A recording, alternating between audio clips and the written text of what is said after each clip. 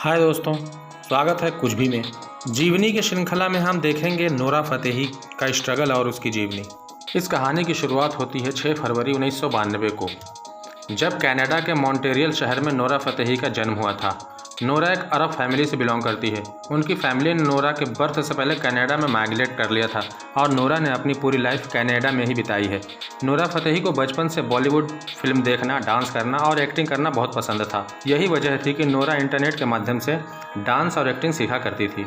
हालांकि Nora Fatehi ने पढ़ाई लिखाई से कभी ध्यान नहीं हटाया है। जब भी नोरा अपने घर पर एक्ट्रेस बनने की बात करती थी तो उनके पेरेंट्स बहुत गुस्सा करते थे, इसलिए नोरा ने अपनी फैमिली को अपने एम्बिशन के बारे में कभी नहीं बताया। नोरा फतेही ने अपनी शुरुआती पढ़ाई West View Centennial Secondary School से की और अपनी बैचलर की पढ़ाई उन्होंने न्यूयॉर्क यूनिवर्सिटी से शुरू तो कर दी थी, लेकिन उनके पेरेंट्स के डाइवोर्स हो जाने की वजह से नोरा फतेही के घर की सभी जिम्मेदारी आ गई थी, तो इस वजह से नोरा ने पढ़ाई को बीच में ही छोड़ दिया।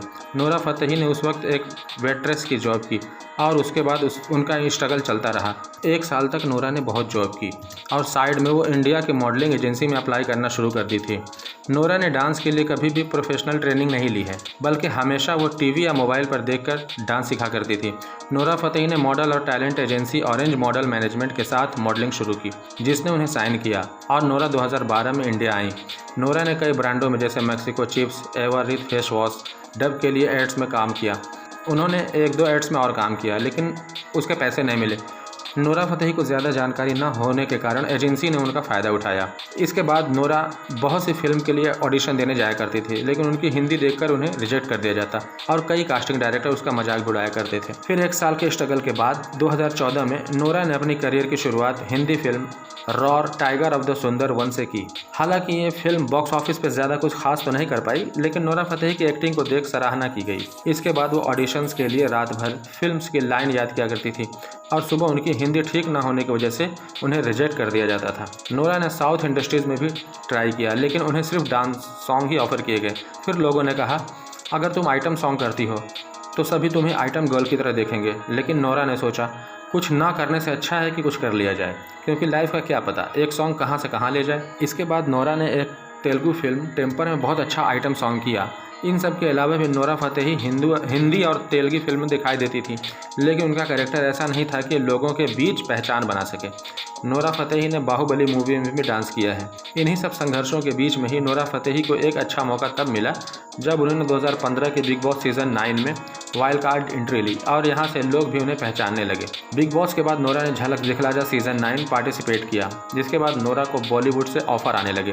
अगर हम नोरा फतेही की असल कामयाबी की बात करें तो इन्हें सबसे बड़ी सफलता फिल्म सत्यमेव जयते के गाने दिलबर से मिली, जो कि 15 अगस्त 2018 को रिलीज़ हुआ, जिसने केवल एक ही दिन में 20 मिलियन से ऊपर व्यूज़ कमा लिए थे। तब वह लोगों के दिलों पर छा गई। इस गाने ने यूट्यूब जैसे प्लेटफॉर्म के कई सारे रिकॉर्ड तोड़ दिए। जैसे दिलबर सॉन्ग सबसे कम समय में 100 मिलियन व्यूज़ पाने वाला सॉन्ग बन गया और हाल में ही विकी कौशल के साथ पछताओगे, बाटला हाउस में ओ साकी साकी, स्त्री में कमरिया और अन्य गानों से लाखों करोड़ों लोगों से अपना फ़ैन बना चुकी है। और मरजावा मूवी का सॉन्ग एक तो कम जिंदगानी भी बहुत चर्चे में रहा है। इसके अलावा नोरा फतेही ने म्यूज़िक एल्बम के साथ बहुत ही वेब सीरीज़ भी कर चुकी हैं। साथ ही नोरा को एट्रोबैक्टिक्स और मिक्स मार्शल आर्ट में भी महारत हासिल है। रिलेशनशिप स्टेटस, नोरा फतेही और अंगद बेदी एक दूसरे से बहुत करीब थे और मीडिया में हमेशा दोनों के साथ रहने का न्यूज़ चलती रहती थी। फिर जब अंगद ने नेहा धूपिया के साथ मैरिज करने का अनाउंस किया तो नोरा के लिए वो टाइम बहुत डिफ़िकल्ट था। फिर उन्होंने सोचा कि आज वह जहाँ भी हैं वह उनका ड्रीम था, तो वह फिर से अपने काम पर ध्यान देने लगी। नोरा ने लाइफ के उस स्पेस में बहुत से कुछ नया सीखा और आगे बढ़ी।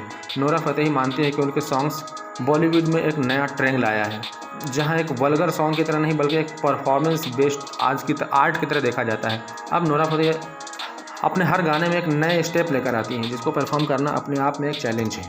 नोरा फतेही का यूट्यूब पर भी एक चैनल है जिसका नाम है नोरा फतेही। उस चैनल पर उनके 1.7 मिलियन सब्सक्राइबर हैं, यानी कि अभी उनके 70 लाख सब्सक्राइबर हैं और वो उस चैनल पर कॉमेडी वीडियो और ब्लॉग अपलोड करती हैं। अंत में हम यही कहना चाहते हैं कि इंडियन फिल्म इंडस्ट्रीज से कोई ताल्लुक़ ना होने के बाद भी जिस तरह नोरा फतेही ने अपने टैलेंट की वजह से जो सफलता पाई है वो काबिल तारीफ़ है।